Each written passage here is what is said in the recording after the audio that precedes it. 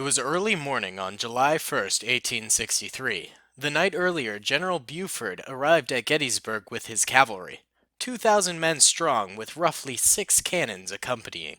He realized that the enemy was near and that the forward ground that he had come upon was good land. If the Confederates got a hold of this land, then the Union Army would never win the coming battle. In fact, the entire Union Army led by General Meade was coming in close behind Buford, a day away. Luckily for Buford, the Confederates are told to not attack under orders from General Lee. But confusion strikes the chain of command, and General Hill attacks at first in small motions, but eventually a full invasion force comes. Buford must hold out for General Reynolds' reinforcements that are coming in just a few hours. Hey guys, what's going on? Daily Tactics here, and happy Thanksgiving. As many of you guys probably know, Thanksgiving was started during the Civil War as a holiday to boost troop morale and really get patriotism going within the ranks of the Union soldiers. So I thought it only fitting that we did a Civil War battle on Thanksgiving. And you guys have probably heard me talk about this battle quite a bit. This idea for the series that we are starting today, and that would be the 3-day Battle of Gettysburg series that I've been wanting to do for quite a while now. And we're finally doing it. I thought this was a fitting opportunity in which to do it. So we have the Union soldiers here defending this good high ground. General Buford is chilling right here with the troops. There he is. Him and his dismounted cavalry here have to hold this hill until General Reynolds, who's back here with his troopers, makes it to essentially save them and assist. So we're trying to be as historically accurate as possible. Obviously, we're starting off on a bad foot because this looks nothing like Gettysburg, but this is the best map I could find in the mod to use. Not to mention this town looks like nothing like Gettysburg, and of course the scale of things is totally off, and all that stuff. But we're going to try our best to stay true to the tale of Gettysburg. I think we're doing okay so far. So Buford and his dismounted cavalry are going to defend here. They've got 6 artillery pieces at their disposal. I decided to scatter them about along these hillsides. His men have formed small picket lines and used fallen trees as cover, things like that. This was a very scrappy defensive position. And the Confederates are going to be marching forward through these woods here towards them. And yeah, the action should be amazing. We'll see if Buford's men can hold out until General Reynolds gets here. So we'll press start. And so General Reynolds should be marching forward. Here he is. General Reynolds coming forward with his troopers. Let's try and get a nice action shot of that, because that looks dope. Oh, heck yeah. Reynolds coming in. And let's see. Here come the Confederates marching forward, somewhat in formation. They're doing okay. Probably the men are a little bit nervous, so they're not in as good a formation as they formally should be. But I mean, this is a pretty high point for the Confederate Army. They have yet to really lose a massive battle to the Union. Morale is very, very high. General Lee is confident that this battle could indeed win him the war, because if he can take out Union forces, the entire Union Army is accumulating around Gettysburg right now. If he can take out Union forces and basically pivot towards Washington, then he can cut them off and make Congress do a ceasefire. But Buford stands in his way, and Buford and his men are explosively firing into Confederate lines. Confederates dropping every which way in that. A few Confederates stopping to fire. Actually, all of the Confederates stopping to fire. A few actually marching forward here, going up against these Union lines, who are doing their best to fire against them. Cannons rounding off fire, taking out large quantities of Confederate soldiers at a time. How's it going on this left flank over here? Perhaps a little bit better. They're getting actually a good little side movement here on some of these Union soldiers. They just need to get a few more shots off here to really be effective. Another explosive cannon shot going off, taking out a number of Confederate troopers back here. Confederates are really getting nice and close to the Union lines here. These dismounted cavalrymen are well trained by Buford, though. Buford really sort of revolutionized the way the war saw cavalry as a unit, he sort of predicted what would happen in World War One, in the basically cavalry becoming obsolete. He predicted that during the Civil War. He saw that cavalry should not be used to charge into these rolling musket lines anymore.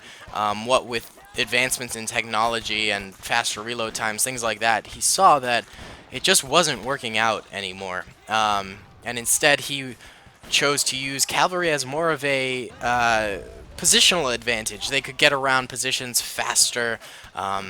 They could transport troops, essentially, and then he would dismount his men and fight from the ground, basically. So, huge props to him. Actually, the Civil War alluded to a lot of World War One. I mean, it's considered the first modern war.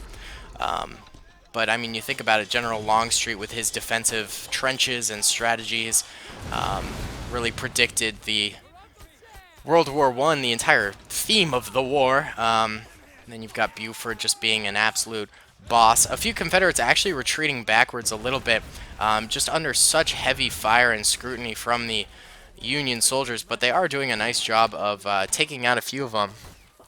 I would say that the Union is just absolutely crushing them at the moment.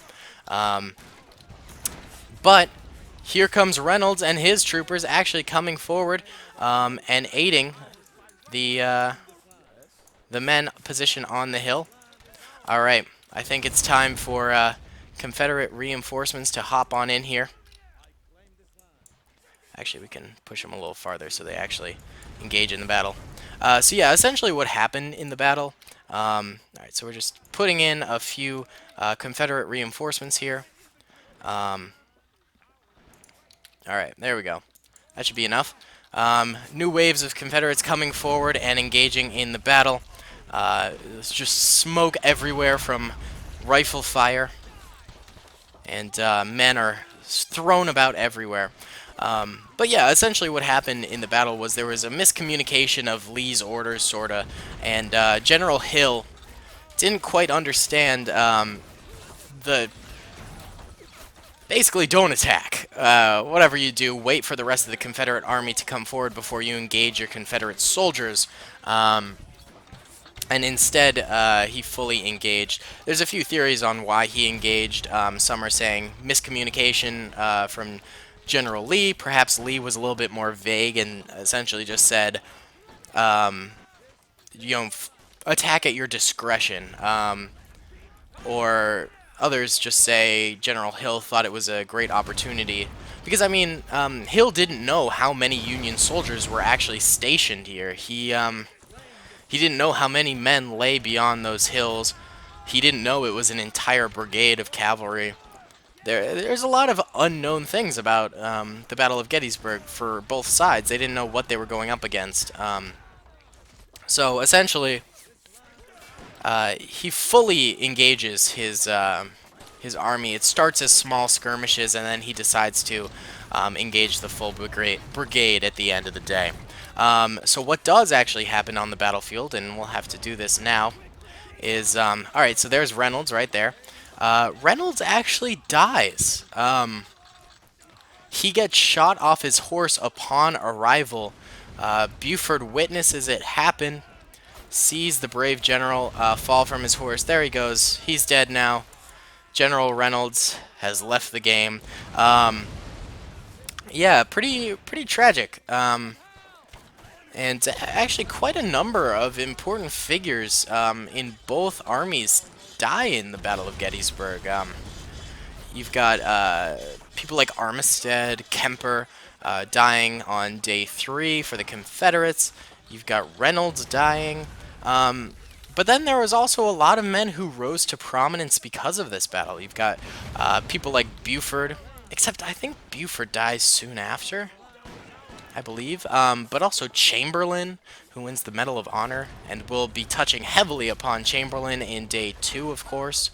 So yeah, really pretty interesting stuff. This was a very important battle to the Civil War, truly the turning point in the war. Confederates are definitely struggling, but they're starting to really nag at these Union defenses here. Union's starting to fall more and more, but they're still holding fairly strong, but they're still going up against a large Confederate army. It is far from over yet. I would say these cannons are being extraordinarily effective against against the oncoming attackers. Oh yeah, big time. Yeah, and that was really Lee's greatest mistake, was turning this into an offensive war for the Confederates. They could have just sat there, um, played defensively, and the Union eventually would have lost heart, and a ceasefire likely would have been called if the losses became too great and Lincoln couldn't get any victories for the support in Congress that he needed. But instead, Lee decides to attack the North. Such an unbelievable mistake. Should have listened to Longstreet, but that's okay. You know, a Union victory is a good victory. Alright, many more Confederate soldiers going down now. Alright, I think it's time for round 3 of reinforcements coming on in here. Essentially, the Confederates do win day 2, and since we want to keep it historically accurate, or sorry, they win day 1. Well, I guess win is a loose term, but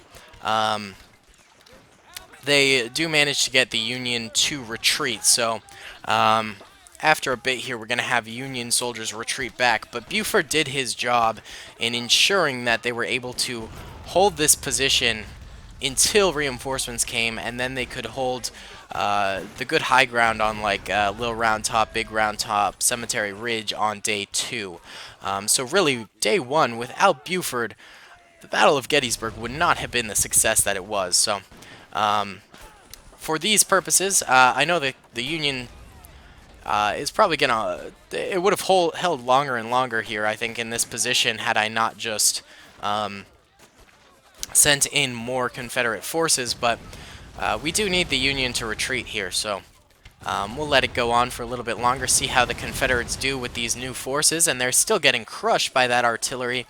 At this point in the battle, I don't think too many artillery units for the Confederates were engaged. It takes time to dismount artillery and get them set up, not to mention the Confederates didn't have a lot of artillery to begin with. Most of their artillery was captured from the enemy, actually. Not to mention it was highly inaccurate and not nearly as good. So I don't think, and you can fact check me here because I don't know for a fact, but I'm pretty sure the Confederates didn't have artillery set up for this little engagement with Buford. I know Buford had 6 artillery pieces that really did a lot of action, but I'm not sure about the Confederates.